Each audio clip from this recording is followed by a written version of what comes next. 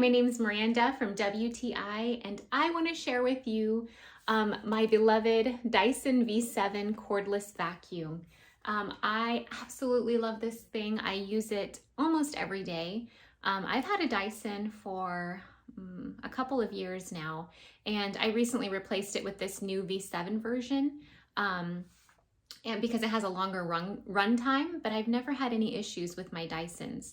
I have a little pet, a little dog, and she doesn't shed, but I still really like to keep up just in case. And I shed a lot with my hair, but we also have carpets. So this thing, it's super powerful. It runs a really long time, and I just absolutely love it. I feel like it charges fast. It's super easy to empty.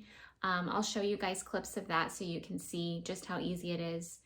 Please don't be grossed out with how much is in there, but it's a vacuum. It does what it's supposed to do. So if you're looking for a really nice, lightweight, easy to use vacuum without a cord, go for the Dyson. It's powerful. You will love it.